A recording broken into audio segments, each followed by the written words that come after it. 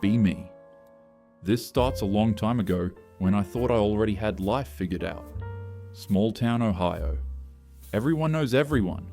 You wave even if you don't like the person. Most girls marry the guy they dated in homeroom and start posting baby photos before 25. I wasn't going to be that girl. Teachers called me college material. Straight A's, debate team, volunteering at the library just to pad applications. Every move I made had one purpose: get out. Mom stayed home with us. Me, my brother Ben, my little sister Kara. She ironed Dad's work shirts, clipped coupons, made dinner at 5:30 sharp. They were solid, gentle people, but I looked at their routine like it was quicksand. Senior year, Mom suggested, you could do 2 years at OSU Mansfield, save money, live at home. I remember actually laughing. I can't stay here, Mom. There's nothing for me here. I applied everywhere out of state and landed a full ride in Chicago. Communications major, women's studies minor. The day that letter came, I packed before I even told anyone. Chicago felt like oxygen after holding my breath for 18 years. Classes on gender theory, media, power dynamics, it all clicked. I finally had words for why my mother's life felt like a warning sign. Everyone I met talked about ambition and freedom. Girls in my dorm swore they'd never settle. We joked that husbands were accessories, not goals. It sounded bold, revolutionary, alive. For the first time, I wasn't the odd one out for not daydreaming about rings and nurseries. Then there was Daniel. We'd dated since junior year of high school, the classic small-town love story. He was polite to my parents, remembered my coffee order, picked me wildflowers in summer. When I left for college, he stayed behind, got a steady job at an insurance office, bought an old pickup he planned to restore. We kept in touch. He'd text after my exams. Proud of you, kiddo. I'd send pictures of the city skyline, tell him how busy I was. That winter break, we met for coffee, just to catch up, and somehow it turned back into dating. He'd drive 5 hours after work on Fridays, roll up outside my dorm with that same pickup and a paper bag full of Buckeyes from our hometown candy shop. I'd tease him about still living there, and he'd grin like it didn't bother him. He called me his girl. I pretended not to like it, but secretly did. He was gentle in ways that felt too easy. He'd ask, "Are you eating enough? You getting sleep?" He mailed my mom flowers on Mother's Day with my name on the card, because I forgot. When my laptop died the week before finals, he Venmo'd me half the repair bill before I even asked. But the more thoughtful he was, the more restless I felt. He'd talk about buying land, a dog. Someday when we have kids, I'd nod, but inside it felt like a door closing. One night, after dinner at this little diner near campus, he said quietly, "I can really see us together long term. You and me, building something." I remember my stomach tightening. It wasn't a proposal, just a simple, hopeful thought. And still, I couldn't breathe. The next week, I told him I couldn't do it anymore. That we were on different paths. He looked stunned. "Is there someone else?" "No," I said. "I just can't picture that life." He drove home that night, sent one last text the next morning. "You'll do great things. Just take care of yourself, okay?" I stared at it for a while, then deleted the thread. I cried for 10 minutes, maybe less, then opened a bottle of cheap rosé and called Maya, my new best friend from campus. Told her I'd ended it. She said, "Good. You're too smart to chain yourself this early." I repeated that line to myself until it felt true. By senior year, I had a job offer waiting. A sleek PR firm downtown with a view of the lake and people who used words like strategy and impact as if they meant something. They gave me a business card with my name in silver foil. I told myself that was real accomplishment. I didn't even go home that year. Maya and I rented a tiny north side apartment, exposed brick, terrible plumbing, perfect lighting for Instagram pics. We drank discount wine out of mugs, made vision boards, listened to podcasts about protecting your energy. Our friend Lena got a tattoo that said, "Me first" in cursive. We thought it was genius. We rolled our eyes at engagement posts and baby shower invites. When people asked if I wanted kids, I laughed. No, God, no. I have plans. I didn't hate my family. I just didn't want their lives. It all looked too quiet, too small. I wanted more. And back then, I truly believed I'd found it.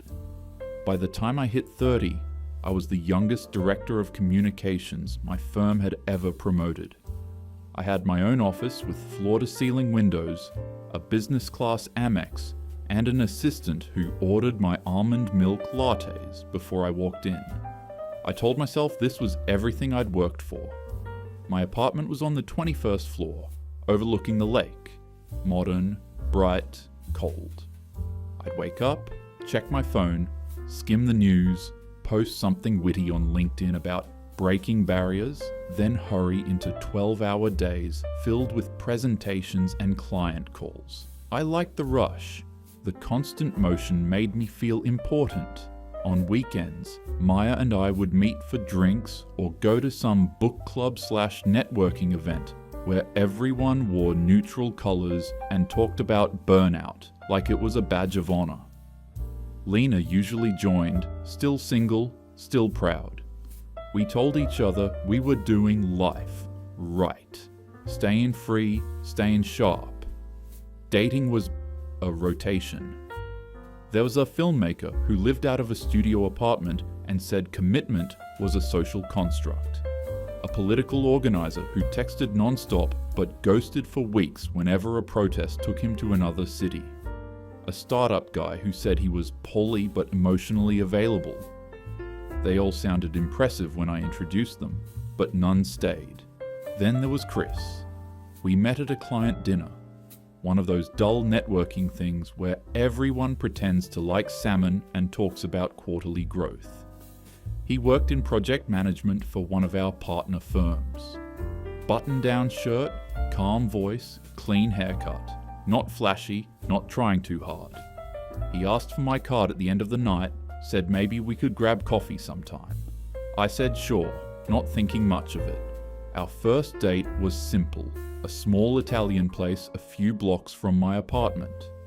He showed up on time, held the door, didn't check his phone once. He asked questions that were real, like where I wanted to be in 10 years. I told him I didn't believe in planning that far ahead. Life's too unpredictable.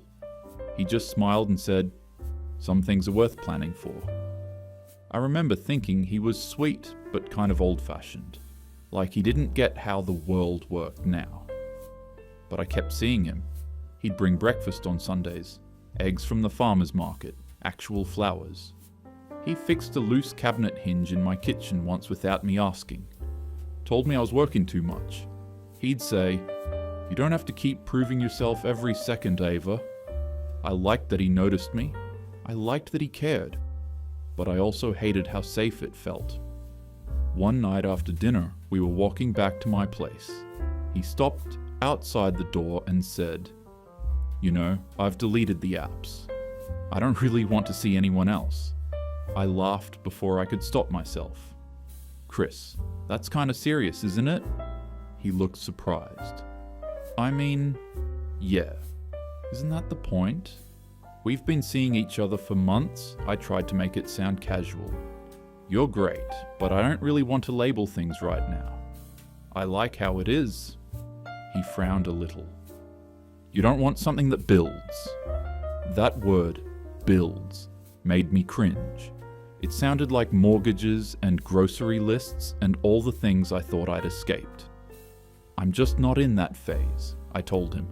"I've got a lot happening at work, and I'm trying to stay open. I don't want to shrink my life down for anyone." He didn't argue. just nodded, paid the check, and walked me home. Before he left, he said quietly, "You're going to find what you're looking for." I just don't think it's me. I went upstairs, poured a drink, and told myself it was fine, that I'd dodged something heavy, that I wasn't meant to be tied down right now. The next night, I met Lena for drinks and told her the whole story. "Ugh," she said, rolling her eyes.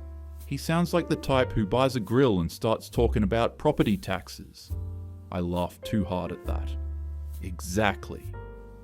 I'm not trying to play house. I'm not my mum. We ordered another round, posted pictures, tagged each other. Independent women, cheers to freedom. Chris didn't call again. I told myself it was better that way. I had projects, travel, a full life. Commitment felt like surrender. I didn't realize until much later that he wasn't asking me to surrender anything. He was just offering something real. But at the time, I thought I'd won. While this was going on, another bit of news shocked me. My younger sister Cara was getting married. Before me? She was 29, younger than me by 6 years, and the first in our family to have a real wedding. Big outdoor thing at a renovated barn, all strung with fairy lights and mason jars. Everyone wore pastel. I went because I had to, not because I wanted to. The whole day felt like a performance to me. Hashtag signs, chalkboard menus, a cookie table. I remember whispering to Maya over text, "Pinterest exploded out here." She replied with a laughing emoji. I told that joke later at work and everyone laughed. But when the ceremony started, something hit different. Cara came down the aisle, and for a second she didn't look like my little sister anymore. She looked calm, like someone who'd stopped running. And when she reached her husband, Ben, not my brother, same name, he smiled at her the way people do when they know exactly where they belong. During the reception, he kept his hand on the small of her back whenever they moved through the crowd. Not possessive, just natural. She'd glance up at him and smile like it was the easiest thing in the world. I told myself it was all fake, a show for Instagram. But the way they looked at each other, it didn't feel staged. When I got back to Chicago, I couldn't stop replaying it. Her dress, the way everyone hugged them, how relaxed she seemed. The kind of peace you can't buy. So I did what I always did when I started to feel anything. I drowned it in work. Extra hours, new projects, flights to conferences. My schedule was proof I was still winning. A few weeks later, Mom called and said, "You should come for Sunday dinner." Cara and Ben are bringing the baby's ultrasound pictures. I told her I had a pitch meeting Monday and couldn't get away. She said softly, "You always have a meeting, Ava." That line stuck longer than I wanted it to. By the holidays, I stopped going home altogether. I said travel was expensive, but really, I didn't want to sit in a living room full of families and feel like the extra chair. From the outside, everything still looked great. New wardrobe, new clients, rooftop photos. But I started noticing the silence more. Cara posted baby updates. Maya started dating someone seriously, and I realized no one reached out unless I did first. Sunday nights got quiet. I'd pour a glass of wine, scroll until my eyes hurt, and tell myself this was the price of success. And maybe it was. Or maybe it was just the first bill coming due. Things were kind of stagnant for some time after that. I used to love Sundays. They were my reset days. Grocery run, gym, fresh flowers for the counter, maybe a glass of wine while I answered emails. Lately, Sundays just feel like proof that no one's thinking about me. Maya moved to Seattle for a new job. Lena started dating a guy seriously and barely texted anymore. Cara's kids were old enough to make homemade cards for my birthday, but I hadn't seen them in person for over a year. Mom sent photos of them playing in the yard, captions like, "They miss you." I'd heart the text and tell myself I'd visit soon. I never did. Work was still fine, but the shine was gone. The firm had brought in younger talent, girls 10 years behind me who called me ma'am in emails. They were hungry, quick, cheaper. I trained them, watched them get opportunities I thought were mine. One day, my boss introduced a new hire to a client as Ava's protege, and the word lodged somewhere in my throat. That same week, an invite came, a mutual friend's wedding back in Ohio. I hadn't been to one since carers. At first, I ignored it. Then I saw the guest list and froze at one name, Daniel Hale. I almost deleted the email, but curiosity beat pride. I went. The wedding was in the same kind of countryside venue I used to mock. Open field, soft music, fairy lights. When I arrived, I felt overdressed in city black, surrounded by pastels and denim jackets. Then I saw him. Daniel looked older, sure, but in that unfair way. Men do. Tan, confident, settled. His wife stood beside him, a woman with soft eyes and a kind smile. She had that gentle glow I used to call boring, but now just looked peaceful. 2 kids clung to his legs, a boy maybe 7, a little girl around 5. He spotted me across the crowd. For a second our eyes met. He smiled, small and polite, like he'd seen an old neighbor. When the ceremony ended, I ran into him near the drink table. He said, "Ava, wow, it's been years." I laughed, said, "At least 10. He nodded. "You look great. Chicago must be treating you well." "It keeps me busy," I said, trying to sound light. His wife walked up, introduced herself, Megan. She shook my hand, genuinely kind. Daniel put his arm around her waist, casual, protective. The little girl tugged his sleeve, whispering something, and he knelt to listen, smiling the whole time. I felt something twist in my chest. Not love, exactly. More like envy wrapped in shame. I asked, "So 2 kids?" "Yeah," he said proudly. "They're wild, but they're everything." He didn't ask if I had any, just smiled and said, "You always were the ambitious one." We talked a few minutes more, surface level. Then someone called his name. Before he left, he said, "It's really good to see you happy." I wanted to say I was, but the word stuck. I stayed for another drink, watched them dance later. Daniel spinning his daughter under the string lights while his wife laughed beside them. The music faded in and out, but that picture didn't. When I got back to Chicago, the city felt louder than usual, like static. Mom called that week. "I saw the pictures online," she said. "Looked like a beautiful wedding." "Yeah," I muttered. "You know," she added softly, "you could come visit. Your dad's knee's been acting up. Kara's due any day now." "I've got a big client launch," I said. She sighed. "You always have a launch." A few months later, Dad had surgery. I didn't fly home. Sent flowers. Called once. Kara texted, "He keeps asking when you're coming." I told her I was slammed with deadlines. She replied with one sentence. "We all have deadlines, Ava." That one hurt. By 39, the job that once thrilled me felt like a treadmill I couldn't step off. Even the big wins, new contracts, public praise, lasted maybe a day before fading. Younger co-workers started hanging out after hours without me. I'd scroll through their posts, rooftop selfies, laughter, inside jokes, realizing I'd become the one giving polite smiles from a distance. Dating felt worse. Apps were exhausting. Men my age divorced and cynical. Younger ones only curious. I went on a few dinners. Nothing stuck. Everyone seemed distracted, just like me. One Friday night, after cancelling another date, I microwaved leftovers and flipped through channels. Landed on some home renovation show. Couple laughing while they picked paint colours for a nursery.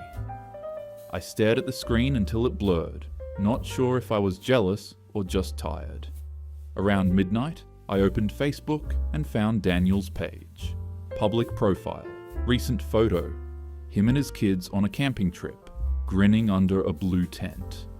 Caption read, "Best weekend ever." His wife had commented a heart. I closed the laptop and sat in the dark. The apartment hummed. Fridge, traffic, nothing else. For the first time, the silence didn't feel peaceful. It felt earned. A few weeks later, I finally went home. No reason really, just felt like I should. Mom sounded surprised when I called. "Well, we'd love to see you." "Sunday dinner, like old times?" "Sure," I said, as if it was no big deal. The drive felt longer than I remembered. The closer I got, the smaller everything looked. Same fields, same gas station, same peeling sign for the diner where Daniel used to pick me up. For years I told myself I'd outgrown this place. Now it just felt like something I'd misplaced. Mom hugged me tight at the door. She'd gone grayer, but still smelled like laundry soap. Kara showed up later with the kids. 2 now, both loud and sticky, running circles around the living room. Her husband grilled out back while Dad watched from a lawn chair, leg wrapped in a brace. It should have been comforting. It just made me restless. "Still at that big job in Chicago?" Dad asked between bites. "Yeah, still running things," he smiled. "Always knew you would," Kara laughed. "We can't all be city hotshots." I smirked. "Trust me, it's not as glamorous as it looks." They went on swapping stories, school drop-offs, yard projects, vacations, little things that filled their days. I nodded at the right moments, but the more they talked, the more I felt like a guest in a language I used to speak. After dinner, Mom brought out old photo albums. One shot stopped me. Daniel and me at prom, his arm around me looking right at the camera like I already knew I was leaving. Kara leaned over my shoulder. "You two were cute," I shrugged. "Yeah. Ancient history," she smiled. "He's doing good, you know. Built a house not far from here." "Good for him," I said, flipping the page too fast. Later, when everyone went outside for dessert, I stayed in the kitchen rinsing plates. The window looked out over the yard, Kara chasing her kids, her husband lighting sparklers, Mom laughing from the porch. I told myself I was happy for them. I said it out loud, just to hear it. "I'm happy for them." The words sounded fine, maybe even true. When I left, Mom packed leftovers and hugged me twice. "Don't be a stranger," she said softly. "I won't," I lied. The highway back to Chicago was empty. I drove with the windows down, night air heavy with cut grass and something else I couldn't name. Halfway home, I stopped for gas and scrolled through my phone. Kara had already posted a photo. Kids with sparklers, captioned "Perfect Night." I stared at it longer than I should have, then double-tapped the heart. Back in the car, I caught my reflection in the rearview mirror. Same face, sharper eyes, the kind that look like they've seen everything except what matters. I whispered, mostly to convince myself I wouldn't change a thing. Then I turned up the radio so I wouldn't have to hear how quiet it sounded.